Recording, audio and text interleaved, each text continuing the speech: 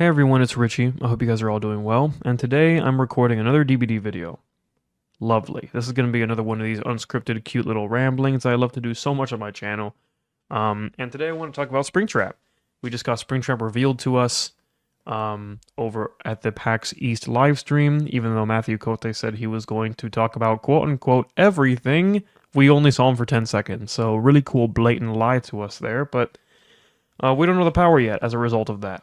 And today I kind of want to share concerns that I have. I know that might sound weird, in specifically talking about the power since we don't know anything about it or very little about it, but I do have some concerns.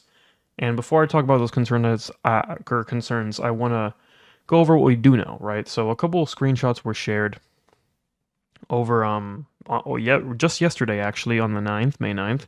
And one of these screenshots we can see a security door that is pretty obviously part of Springtrap's power here. Now this security door looks like it has like a camera attached to it, and it can very obviously, it's been made to spawn anywhere, so this is going to be seen on all the maps. It's part of Springtrap's power, it's going to be in the trial as long as he's the killer that's being played. Now that being said, this is the only thing we know about Springtrap's power so far. There's going to be another live stream, probably closer to the end of this month, where they talk about it in detail. They talk about the rest of the chapter in detail. Very much looking forward to that, even though it should have happened already. We should be on the PTB already. But anyway, whatever. What I want to talk about now are the concerns that I have, right? And this is based off of an interview here that I have.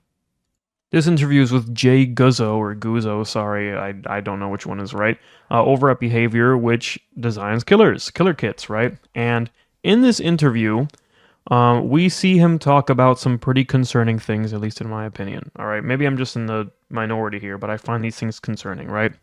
If we read the interview here, which I'll put on screen, I'm not going to read the whole thing, but if you want to pause and read it for yourself, feel free. But there are two main takeaways from this. The first is that Springtrap is going to have some sort of jump scare tied into his base kit power. They mentioned that it's very important to the core identity of FNAF, pretty much.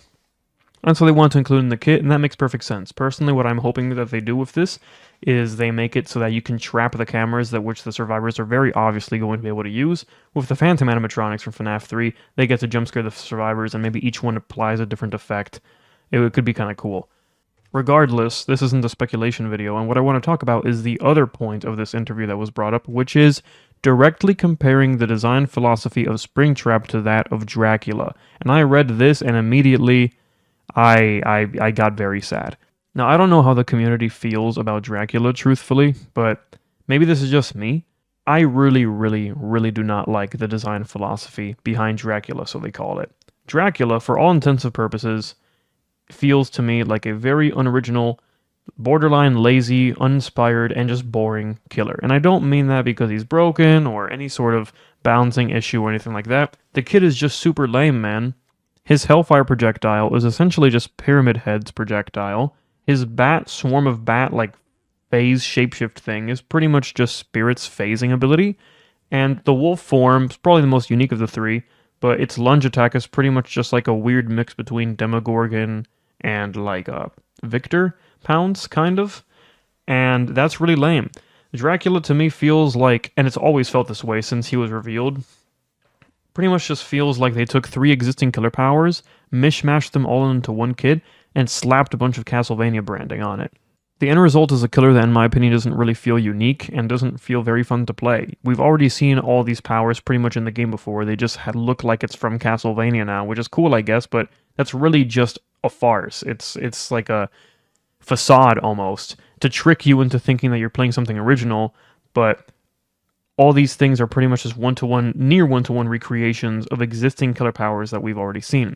And this is very concerning when Springtrap is being directly compared to this kind of design philosophy. Another takeaway we can get from this interview is that Springtrap has pretty much been soft-confirmed to have some sort of projectile in his kit, which makes me very worried about the whole axe trap leak that happened a while back, although I'm hoping that's still fake because we haven't seen no axe yet, so let's hope that axe recall bullshit is not real. And this goes in hand with the interview also saying that Springtrap is going to have multiple aspects to his kit, just like Dracula does.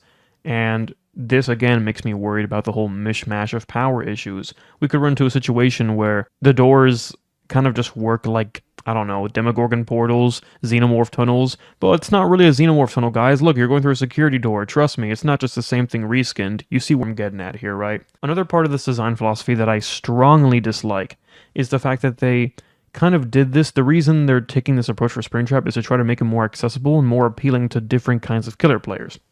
They're trying to give him a little bit of everything, a little bit of stealth, I would presume, a projectile, maybe fast travel with the security doors. We don't really know what they do yet, but they're trying to give him a little bit of everything so that no matter what color you're playing, or you've played in the past, no matter what kind of playstyle you enjoy, you can find some sort of enjoyment in Springtrap. And normally, that doesn't sound like a bad idea, but it's a very bad idea when these multiple powers are just copy-paste from other killers. Like, it's not worth it at that point. I would rather Springtrap be a niche original killer with a unique power than have these mishmash of things to try to make it more appealable to people. I think it's very stupid. It's a design philosophy I very much disagree with. And another part of this that I disagree with is the fact that in the interview he goes out and says that by having all these different aspects to his kit, people can hone in on the ones that they like, right? So if you're not a huge fan of projectile killers, you can focus more on the chase power maybe aspect of him or the stealth aspect of him, and vice versa, right? And this is another thing that I strongly disagree with. If you are telling people to ignore part of the killer's kit that you don't enjoy,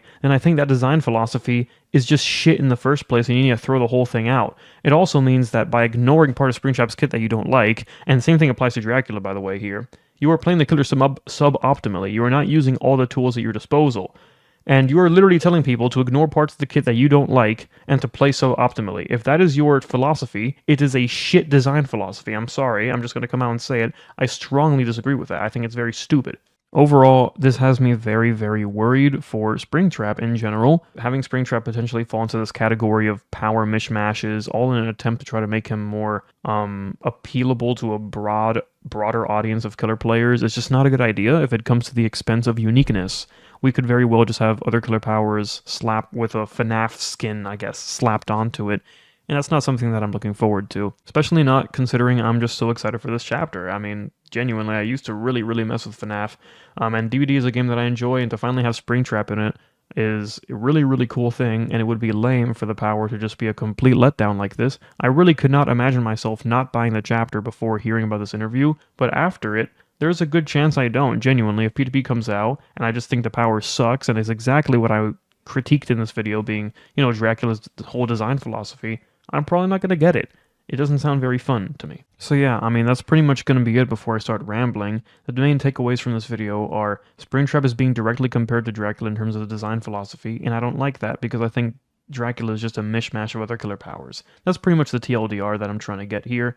It just sounds kind of lazy, kind of unoriginal, and no matter how much FNAF stuff you want to slap onto an existing killer power like security doors or jump scares and stuff like that, if it just feels like an old killer power, it's not going to feel very exciting or unique to me, and that would be a very big letdown for this chapter. Springtrap follows this design philosophy like they're saying he's going to end up doing.